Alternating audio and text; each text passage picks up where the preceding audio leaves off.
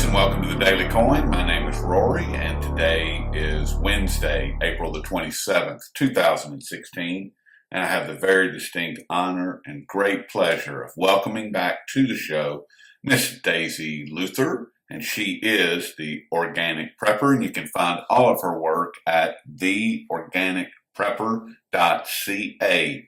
Daisy, how are you today? I'm doing great. Thank you for having me visit today. Well, I'm glad you're here. And what I'd really like to focus on is kind of Venezuela. And as Okay. you have pointed out on numerous occasions, when viewed from afar, one can see exactly what happens during an economic collapse. You've done a great job of kind of following the whole unfolding nightmare that is happening down there. And this should be something that everyone can look at. They can go and read your work and see exactly what's happening. And there's nothing romanticized about it. There's nothing pretty, and it's just the harsh reality of what could potentially be coming to our shores. And I don't want to look, I want to, the way that I want to approach it is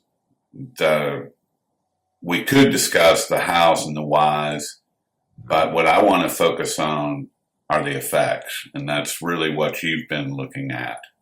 Yes. Well, we can look back about 3 years when this whole thing with Venezuela really started coming to our attention. And the warning signs were all there. And those are the warning signs that we should be looking at now.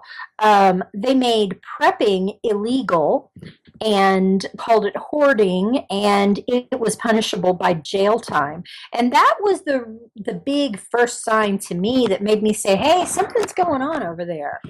When we look back at that, that was kind of the turning point at which we could be aware that the government knew something was going on, but they were still trying to cover.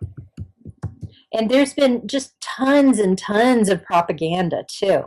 And that's always something that you can look for with your own government is when the propaganda starts coming out. Sort of like when Obama made that recent speech and said that the economy is just fine and anyone who says different is a peddler of fiction. Yes. I would say that is very similar to what's going on in Venezuela because they denied for the longest time that they were having an economic collapse. I guess about 2 months ago, they came out and said, well, we're out of food and you just need to kind of get with it and start producing your own right now because there's not anymore. And that's when the government finally admitted that, yeah, things are not like they should be.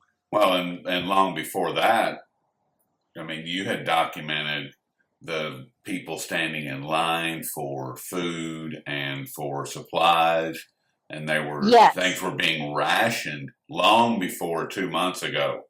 I mean, that's Oh, been going on for a year and a half. but their government kept trying to gloss over it and say, oh no, there's nothing wrong. We're just being environmentally friendly. They've used that quite often as an excuse for asking people to turn off their lights and asking people to shut down their electricity for a few hours a day and cutting work hours and that type of thing. They like to say that it isn't because they're having economic problems, that it's just because they're great concern for the environment. Does that And sound it's false. familiar? It certainly Sounds does. exactly like some of the nonsense that we would hear coming out of the TV in this house. I mean, Yep. it's oh my goodness, it's really kind of scary. And and electricity. I wanted to ask you about that and what effects does long-term power outages or ration power, like what you were just talking about, say power for only 2 to 6 hours a day. What kind of effects would that have on someone's health or their food supplies or water supplies? Well, it's going to be different from person to person. If somebody is healthy and they don't have any concerns that really require them to stay very warm, very cool, they don't need like a sleep apnea machine for breathing at night. People like that, it's going to be uncomfortable, but you'll be okay. But if, for example, you're an insulin dependent diabetic, you rely on a sleep apnea machine. I have a beloved family member who died after not being able, there was a lengthy power outage, and he wasn't able to use his sleep apnea machine. And sleep apnea can damage your heart to the point that it just gives up. So these things that people don't really think about relying on electricity for are life and death for some people. And what about foods? And first of all, I'm sorry about your family. Thank you. And but what about food? I mean, that if you're only running on a short amount of daily rationed electricity, say 2 to 6 hours, if you have refrigerated food that requires refrigeration, if you don't have some type of alternative, you can forget it, right? I mean, it's going Yeah. in the trash. Yeah, you're going to be in big trouble. I guess in a situation like that, if you do have electricity for a few hours, you can freeze ice and store your food in ice chests. But, it's still iffy because that's definitely not climate controlled. No, And it's such a hot climate down there too. They're a lot closer to the equator than we are, and it's going to be blazing hot. They're not going to have air conditioning, not going to have refrigeration. It's going to get ugly this year. I think that a lot of people are going to get sick. I think so too. If they aren't already, we're just not hearing the reports. Probably so. And because it's going to affect their water supplies, and when you start talking about, because if you don't have electricity to operate the pump, like here in the United States, I mean, 80% of the people live in urban areas, and their water comes from a centralized supply system that requires a pump. If there's rationed electricity, that pump is not going to work during those power outages. So now all of a sudden we have the potential for very serious health issues, and just across the board serious issues. Yes. I just got a really interesting comment on my website from a gentleman who lives in Venezuela. And if it's okay, I'd like to read that to you Absolutely. because it really sheds a lot of light. Um, no pun intended. In Venezuela, electricity rationing has its definite cause, and it's not just a climactic phenomenon. It means that the government did not make any maintenance to the hydroelectric plant in the past 17 years. In the country, not the city, there is no water and no light. Today, public employees are now only allowed to work 2 days a week. But that's not the only problem in this formula for collapse. The government destroyed local food producers with imported products, transactions that give big dividends for these businesses. Due to exchange controls, producers cannot buy seeds for planting. They have no raw materials, no spare parts for their machines. They cannot produce the quantities needed for a country of 30 million people. People make huge lines for hours to buy the remaining products, to buy medicine. Doctors operate in hospitals with the light of their cell phones and in the social networks ask for medications for their patients who are dying. And so, moreover, in one of the most violent countries in the world, socialism, everyone equal, yes, but everyone is equally poor. And there you have it. Socialism works until you run out of other people's money. That's right. Boy, that's a scary quote right there. It's Margaret Thatcher, I believe, that said that. But it wasn't me. I mean, it's not original to me, but it's a fact. It And certainly is. and what you just read is pretty terrifying to me, because that's someone who's living it, who is Yeah. there. It's kind of like reading those stories from Selco. You know, Yes. I mean, the guy that has the SHTF training.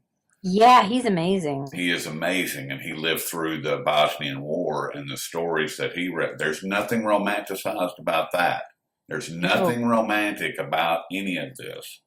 And for the keyboard commandos out there that think that there's some kind of romanticized idea of an economic collapse or any of the things that Daisy reports on, that I report on at the Daily Coin, I mean, there's nothing pretty at all.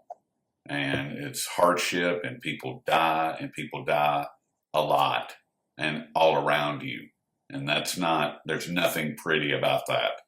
Definitely not. So, and the water supplies, what kind of solutions or alternatives, Daisy, would you recommend for people to look out for as far as water supplies when the water stops coming out of the tap? And how long can a person store water they've gathered from a stream or a mud puddle versus bottled water? Or is there any difference there? Well, the stuff that you store yourself is not going to last as long. That's just kind of all there is to it. However, what I think is more important than just storing water, of course, you should always store some water, but it's more important to find a source of water that you can easily access and a way to clean that water so that it won't make you sick when you drink it. That is the most essential thing that you can do to survive something along these lines. So you need to find some water, and for some folks, like I have a creek in my that runs through my backyard, as and I also have a well, but I need electricity to run my well pump. So I'm in the process of installing a solar backup pump and a manual pump so I can get to the well water. And then as a secondary way to get water, I have a creek.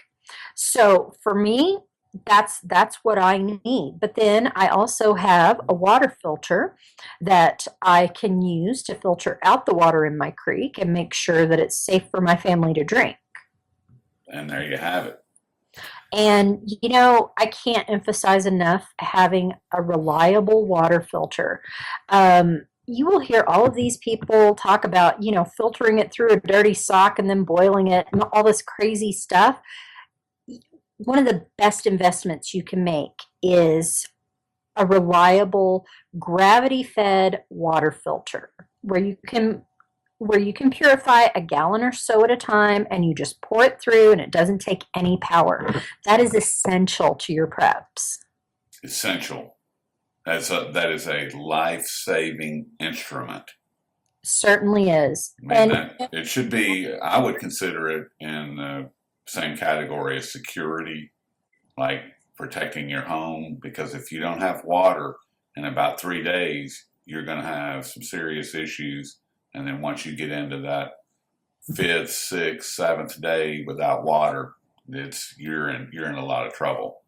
I would go even further than that and say it's absolutely the most important thing. If you're only going to do one thing to prep, I mean, which is silly to only do one thing to prep, but if you only want to do one thing, you need to make sure your water preparedness is in order, because it doesn't have to be a massive disaster that affects the entire country Right. before you have an issue. We can just look back a couple of years ago to the different communities around the United States that had chemical spills or algae blooms or something like that, and ended up not having any water that people could drink. They had to go buy water if they didn't have already stored water. Could be a situation like in California. Oh, yeah, where there's not a whole lot of water here. Could be a situation, which are two of my favorites to use for this type of discussion, is Katrina and the tornado swarms that hit Alabama and Missouri. I Oh, mean, yeah, you have there's a million different reasons. exactly. So, barter. Want to get into barter just for a minute. And how do you find people that you can trust? And what would be good? What would be a good short list of high value items that would be specific to barter? And this is assuming that you have no existing network of people to rely upon for barter. Well, now see, that makes it difficult because Yes. What I really advise is that you have a system in place before anything bad ever happens. The area where I live, there are a lot of self reliant people around here. And we already exchange things all the time. Homegrown food, canned goods. I've got a million tomatoes and you've got corn, so let's do some swapping. We do a lot of that stuff around here. I've traded um, 6 ducks for a goat. You can do things like that. And it sounds kind of silly when you say it, but we really like the fact that no money changes hands when we. Yes. Now, of course, I have to add the caveat that this is you're supposed to pay taxes on your barters, just so you know. That's what the law says. So that's just something to keep in mind. Well, You might not want to advertise this on an online marketplace that you're bartering well, because it that's is why. taxable. Yes, well, everything is taxable, and that's Isn't it why just? they hate cash and they hate barter because they can't see them. Yes, That's why they but want us to go digital so they can see everything. yeah, forget that. Yeah, So anyway, forget back that. to your question. I already have a local network of people who produce things, and Okay. we exchange things frequently. And I would trust these people after a disaster situation because I've already established a relationship with them. So, having people that building that trust before a disaster is really, really important because you have to also think they're not going to trust you any more than you trust them. Right. If you just show up at someone's farm and try to barter, you're likely to be run off with someone's shotgun. It's a good possibility. Are you Yes. familiar with the website Meetup? Yes. Yes, I am. Is a great resource for doing exactly what you're talking about because once again, most of the audience is, or 80% of the audience is going to be urban. So unfortunately, we're not going to have the ability to do some of the things that you've described, like trading, livestock for livestock. And Maybe not livestock, but everybody can do, well, not everybody, many of us many can do of us, a balcony garden, a backyard garden, a container garden. We can grow a few things. And, in Venezuela, when they said, well, you better get growing stuff, um, they're expecting people to raise a majority of their food on their back porches because when you're talking about people in the city, you don't have 4 acres, you don't have a creek running through your backyard. So you better figure out a way to grow where you are. And a lot of people like to put that off. And there's, well, I'm saving and I'm going to move to a farm in a couple of years. You may not have a couple of years. You need to figure out how you can produce things where you are right now. now's a good time. Yeah. And regardless of where you are, there's going to be something that you can produce.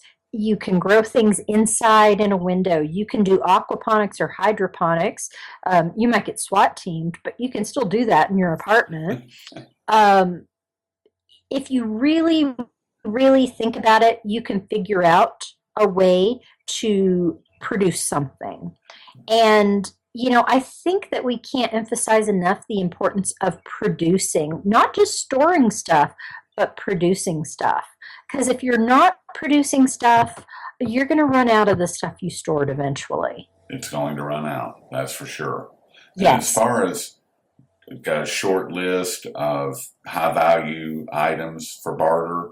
I Um, mean, I've yeah, read that at the very top of the list are really drugs like tobacco and alcohol and these types of more, if you will, comfort yes, items. That those are very very high value barter definitely. items during this type of a Definitely. They would be. situation. You can also store things like seeds, which don't take much space at all. You can store, even emergency food, especially if you have an ongoing source to be able to produce more food. Um, you could do very, very well bartering emergency food with people that don't have any food. I would be, me personally, I would be a little reluctant to trade food. I would much rather have something other than food or water because I would be too afraid that somebody's going to follow me back to my homestead in Yep, order and to take. that's the case with basically anything, unfortunately, is that barter opens you up to risk. It would Yes, be great if we all lived in some kind of little compound where we had no need to barter, but at some point, a risk is probably going to have to be taken. unfortunately. Yeah, And last thing, and it's right, and it dovetails right with what we were talking about, and that's security.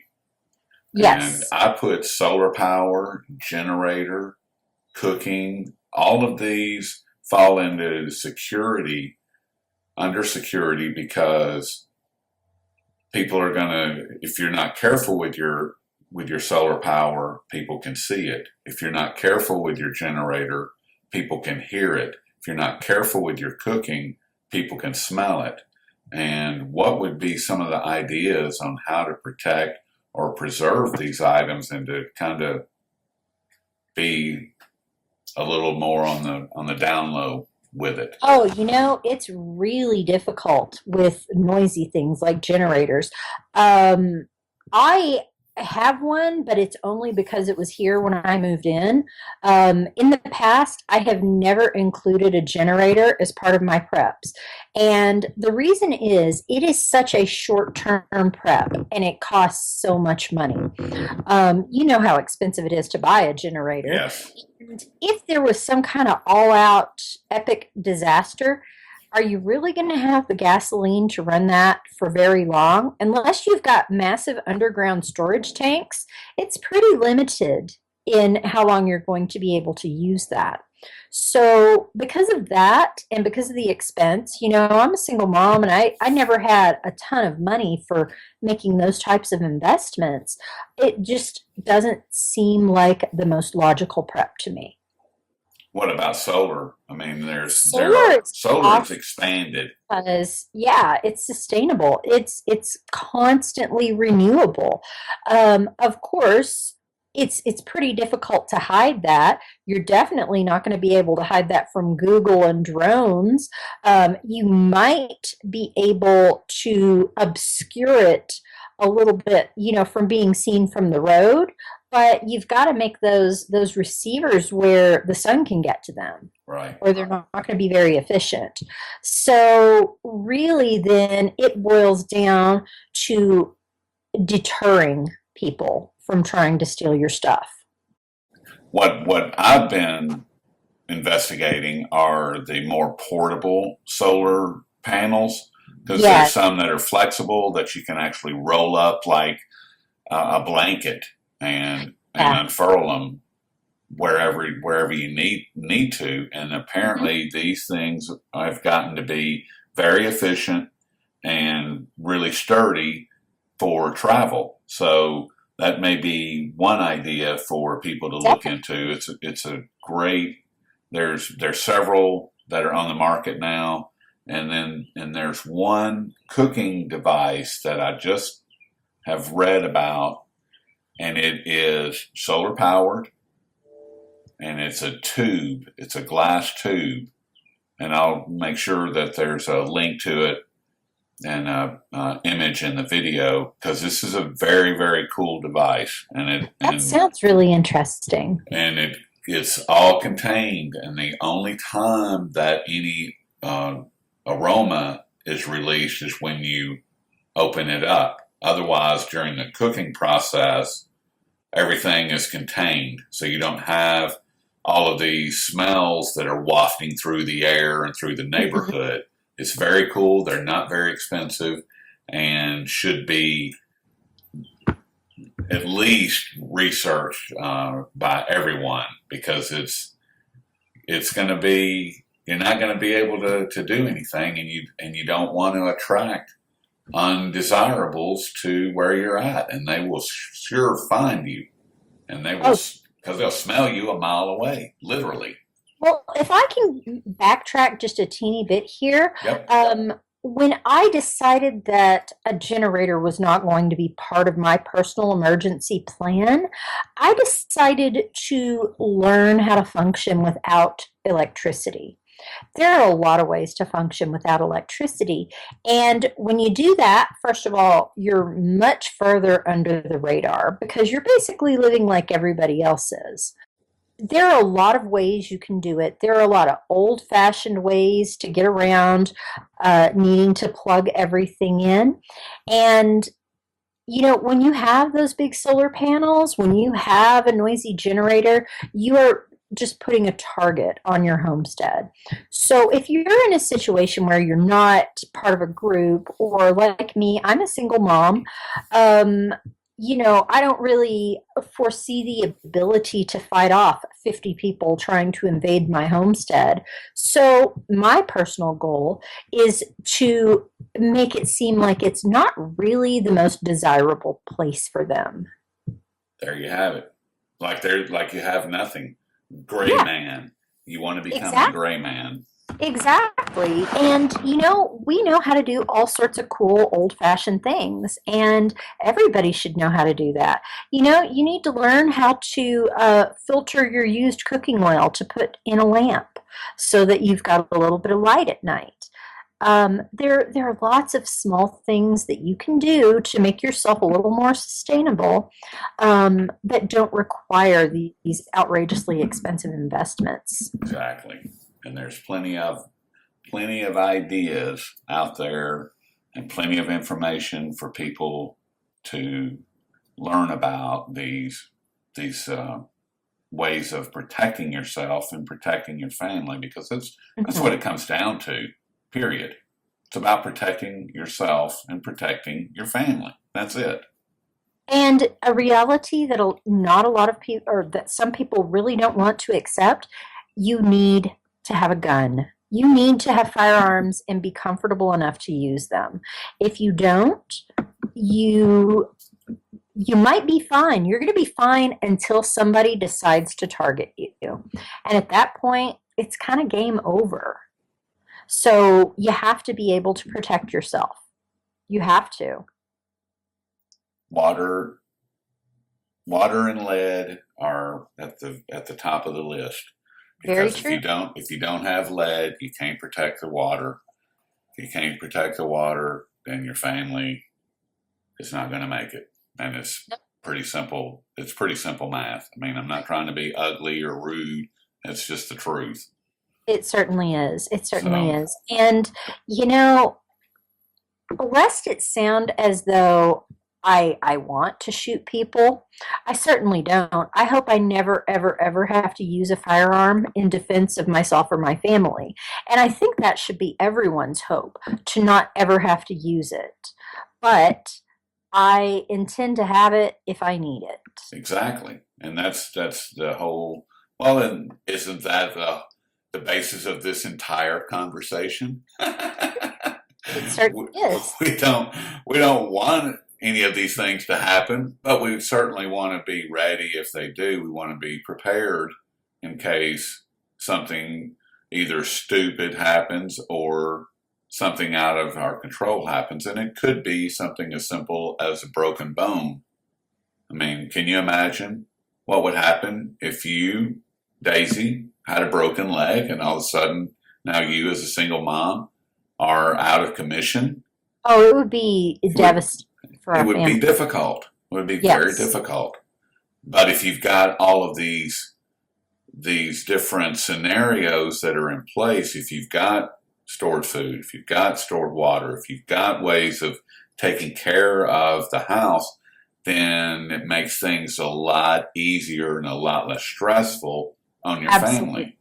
And Absolutely. how realistic is a broken bone? Oh, incredibly so. Incredibly so. A wrong step can do it, you And there know? you have it. I mean, and that's what we're talking about. We're not talking about the world coming to an end, and heaven forbid something like Venezuela happen here. I mean, I don't want that. I don't wish that on us. I don't wish it on them. I don't wish it on anybody. But Right. the reality of it is that if we're not prepared, then we're not prepared. So And there are a lot of different ways to prep as far as food is concerned. Emergency food is really important. Not only should you have your regular pantry where you've got your regular food stockpiled, but some of the emergency buckets, having those on hand is pretty essential because in a long-term situation like what it looks like in Venezuela, you want something stashed away at the back of your closet for that rainy day because the bucket things, they're rated to last like 30 years. So you get them, you put them in the back of the closet and you forget them. And even if your plan is like mine, never to ever have to use that but to grow my own food, anything can happen. You can have a bad year. Trust me, I've had a couple in a row where something gets into your garden and eats everything you've produced, or there's just a terrible drought like we've had in California, and maybe you don't have enough water for your family to drink and to raise food at the same time. So, having that little insurance policy at the back of your closet is extremely important. couldn't agree more. And that's why my wife and I have that already. And we're gonna add to it simply Good. because it's vital. I mean, it's part of the insurance policy, It certainly is. and that's all that And it is. and the nice thing is, if you get good quality, I have a website called Prepper's Market with some very high quality food. If you get good quality, you can eat that when it's not like your last resort and you're still going to be healthy. I think it's really important that people don't go blow their money on just the cheapest stuff they can find because especially in an emergency, you want to have something to nourish you, not to just keep your belly full. Exactly. Because when your system is working properly, your body is functioning properly, and your brain is functioning properly, then your stress levels come down, your heart rate comes down, everything is a lot easier to deal with. And if you've got, a 60-day, 4-person bucket in the back of the closet, all of a sudden, if something goes wrong, your stress levels didn't just shoot through the moon because That's right. you've got some things taken care of. I've got a water filter, I've got a life straw, I've got this, I've got that. I've got these things that are in place. So all of a sudden, and chocolate, because we are human, and reminding Oh, ourselves that we're yeah. human is very important. And that's so don't forget the chocolate. Oh, definitely not. Definitely not. And boy, that's the first thing that'll get someone shot coming to my house, going after chocolate. But I mean, when the tornado swarms happened in Alabama, and my wife and I are in Tennessee, we immediately went and got food and water, got with the church that was taking everything down to folks, but we also got like $50 worth of chocolate and put it all in one big bag and put a note in the bag that said, "This is for the children." Right. And the reason that we did that for the reasons that I just explained, is to remind us that we are human. Because in these Yes. times of high, high, high stress, what's the point if you're not human? What's Yeah. the point of carrying on? And for a lot of women, it's going to be makeup. For most every person, it's going to be either some type of sweet or chocolate or something like that. It could be a magazine, a sports magazine that helps calm the nerves. But don't forget these things because they are huge, Huge. Very And much so. Very much so. And, we can all take lessons about this stuff. Yeah, like it's really important to think about the fact that if you do have these buckets and these treats, don't store them all in the same place. If somebody were to come and raid your house and you're lucky enough to survive it, make sure that what is easily accessible is not everything you have. Don't keep all of your supplies in the same spot. If you've got like a safe room or a hidden room or something like that in your house, if you've got some space out in the woods behind your house so that you can stash some stuff out there, it's really vital not to put everything in the same place. it is. Couldn't agree more. Well, Daisy, is there anything else we should leave them with? Um, no, I think that we've covered a lot here. Just basically watch what's going on there and watch for the same signs here. If you pay attention, you can prepare yourself for the event that something like this occurs in the United States. And a lot of people would argue that it's already happening. It's already beginning. The unfolding is happening. Yes, I would So, definitely agree with that. yeah. So the signs are already there. Don't wait till the train is passing by your neighborhood before you decide that it's time to maybe do something. That's right. So, been speaking with Miss Daisy Luther, and she is the organic prepper, and she has another marketplace called the Preppers Market, and that's at preppersmarket.com, and she is the author. Prepper's Water Survival Guide, Yep, the Organic Canner, and the Pantry Primer. thank you. You're welcome. So, you are a busy, busy young lady. Oh, you're not kidding. And Daisy, we certainly appreciate all your time this afternoon and all the knowledge, and we will talk with you in the not too distant future. Thank you. It's always a pleasure talking with you. Same here. So, thank you so much. You're welcome.